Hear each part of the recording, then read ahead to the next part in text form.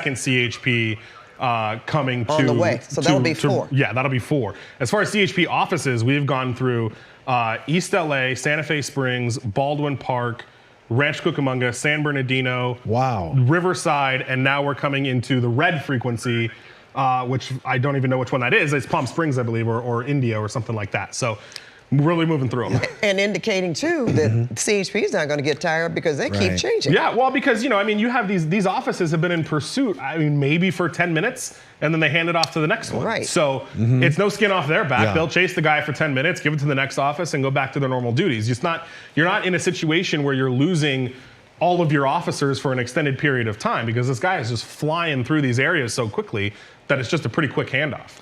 I didn't ask. Did this start on the freeway or not? Surface streets? Because we said Sheriff's Department was involved at first. So the way it started is they were on surface streets, but they didn't officially try to pull him over until he was on the 10. Okay. So they got behind him on surface streets and then followed him as he got on the freeway, tried to make the stop on the freeway, and he took off. And we've just have not moved from the 10 freeway the entire time. It makes me wonder if it's more than just a stolen car. At this point, this want. I mean, it's a lot of resources, a lot of effort to catch this guy, this driver. I mean, there's, obviously we don't know the specific situation, and neither do the officers, but you always got to wonder why people are running so hard. It's a stolen car. Does this person have prior stolen cars? Could this be a third strike situation? Do they have warrants as well? It's hard to tell. Does the person whose car this belongs to, do they know this driver? Could possibly give officers more information, and then they can run background. And that's nothing that we heard. They are pretty good about that initially, saying, is this a known suspect? Can we catch up with this person later? And so it's sorry, I'm coordinating something with our helicopter. It could be one of those situations where they don't know the person, which is why they're not going to let it go. Because remember, it's not like they can run the plate and correct. And come back with the correct address. Right, because you don't know who the person is. So there's not a lot that they know about this person. And again, he's been going so fast that they don't have a good look inside the car. They can't tell if this person has anything. And again, and I know our photographer at SkyCal's having a little trouble hearing us, but last time we were in pretty tight on the car. Again, Desmond talks about it all the time, the pursuit tint, where the windows are pretty dark and it's hard to see in there. So. Now, without giving too much away, Mike, you were mentioning that they're thinking about trying something. Without being too specific, what would be some of the techniques they would use on the freeway? Well, I'm actually comfortable telling you what it is because we've passed that point and they're not looking at it anymore. They were at one point going to try some spike strips. Okay. I think Pat and I and Desmond were doing one a couple weeks ago or last. I don't even remember. They all blend together. But where they actually did use spike strips, the difference was the person was at pretty much freeway speeds, maybe a little bit less. On our speedometer here, this person's going over 100 miles an hour. Right. So that makes it much harder. It's very dark down there. I think it was like the 5 freeway where it happened in LA, and there were some more street lights, and it was a little bit brighter out. So, you have a lot of officer safety issues when we're going this fast on a very dark freeway. Yeah, because right now they would have to be.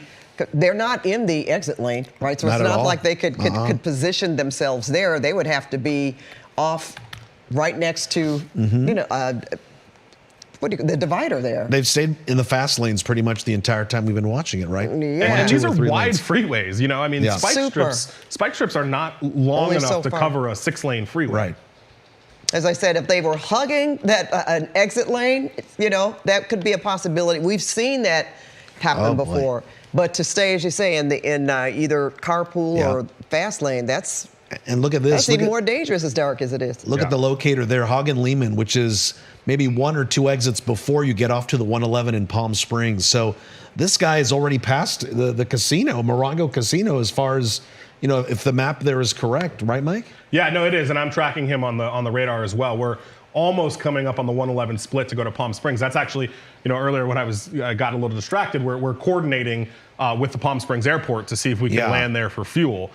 We've got probably about 10 or so minutes left before we'll need fuel. So that's what we're trying to coordinate. But we're covering past the windmills. Yes. From what we that's right. Just heard from our producer that this guy is past the windmills. Yeah. For people that are familiar with the Palm Springs area, then pretty much where they are, where this is headed. And again, I just can't stress how dark it is because I've driven there at night and it's So to have something like this, even for the vehicles that are out there, all right, Yep. we lost.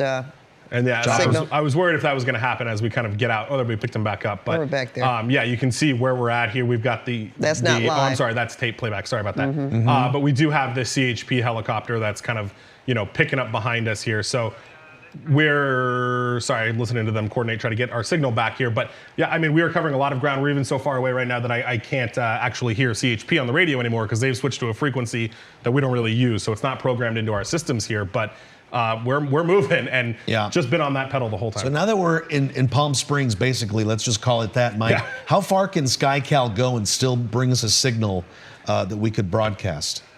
Yeah, well, I'm listening to that right now. Our technical folks are working on that. I mean, really, back in the day when we've chased one to almost the border. Right. But there's a lot of variables, especially in this area. We're getting between mountains a little bit, and depending on altitude and how we can, hit different mountaintops there. But our TOC is working on trying to get that situated right now. But yeah, I mean, this is the problem when we're getting out and we're asking them to get a little bit of altitude to try to get that signal back in. Wow. All right, so this is still not a live picture. This is what we aired Correct. earlier. That's tape on the left there. On the right, this is live tracking of our helicopter as well as the CHP helicopter. So, Okay. so And you can. Yeah, where is it on the now? 111 now? We're at the split, Yeah. so I got to Not wait quite. to see. Right there, yeah. Yeah, which way we go, whether There's we the keep going on the 111. 10 or go south on the 111. So that's what they're dealing with right now. And again, like I said, the border units of this, and it looked like we stayed on the 10 here. It looks like you just passed the 111 on your Excuse me. computer, Yeah, Mike. that CHP helicopter continued on the 10. So, really, when you look at Wow. the 10 freeway, you can take the 10 to Arizona, through Blythe and all the way out here, if he really, really, really wanted to, and if his car goes that long, if CHP is interested in that long, CHP also has options once the road starts to get a little more open. Excuse me, they can, have a little bit more freedom with the spike strips if they're not worried about other cars. I was going to say, in terms of getting in position, right? It would be safer. Right, when they're not worried about civilians and other motorists. Okay, we're going to take a quick break, guys, and we will be back with more on this stolen car pursuit on the 10 freeway in the Palm Springs area. We'll be right back. What causes a curve down there? Is it Peyronie's disease? Will it get worse? How common is it? Who can I talk to? Can this be treated? Stop typing, start talking to a specialized urologist because it could be Peyronie's disease or PD. It's a medical condition where there is a curve in the erection caused by a formation of scar tissue.